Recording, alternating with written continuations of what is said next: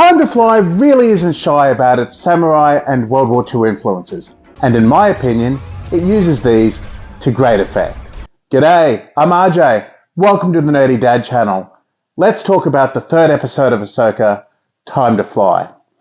As with the second episode, this one was directed by Steph Green.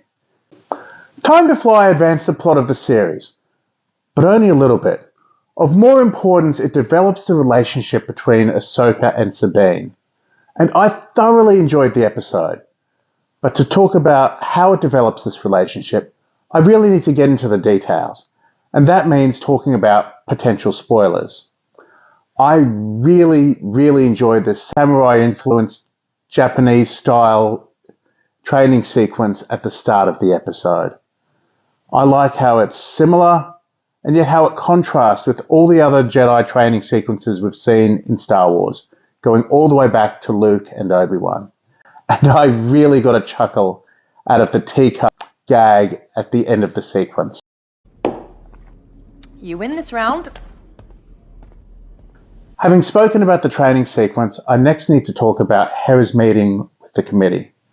In conjunction with what we saw in The Mandalorian, this scene gives us a bit of a sense as to how the New Republic's traveling at this point in time. What I like about the sequence is that Hera doesn't come across as one note. There's real emotion in what she's doing.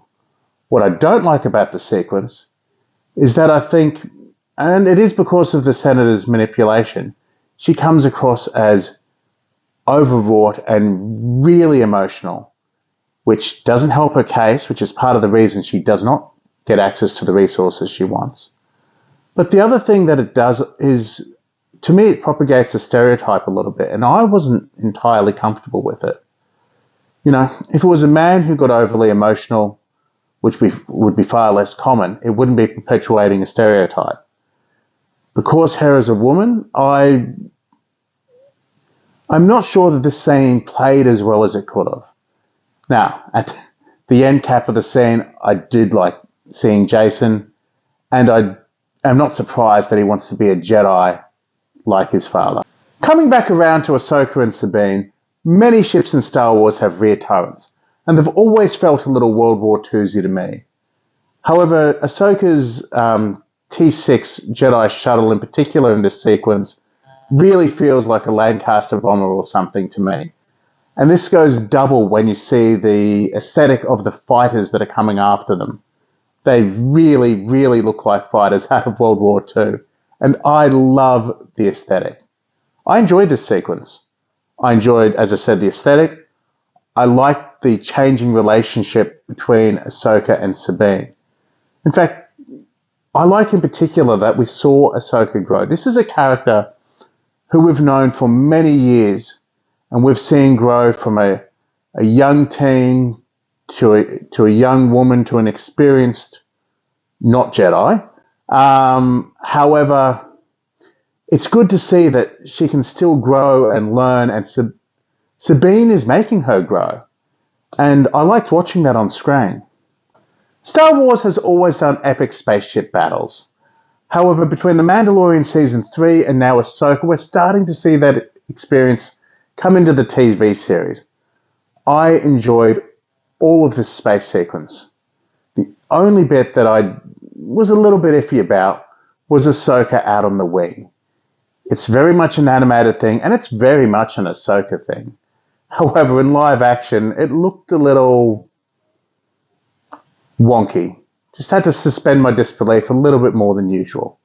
Which brings us to the Purgle.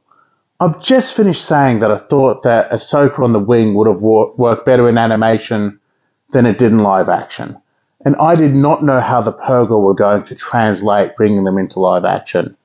But it doesn't look like they've spared anything in the special effects budget here. They looked really impressive. I really like what they've done with the Purgle. They were majestic. They were slightly scary. And I think it really worked. Which brings us to the end of the episode. Baylan Skoll is the only one of the named antagonists who we didn't see this week. However, he delivers the admittedly slightly corny end tag to the episode. The line might have been slightly corny, but Ray Stevenson really delivered it, and I can't wait to see him join the fray in next week's episode. In the meantime, why don't you give this video a like, subscribe to the channel. This is the Nerdy Dad, signing out.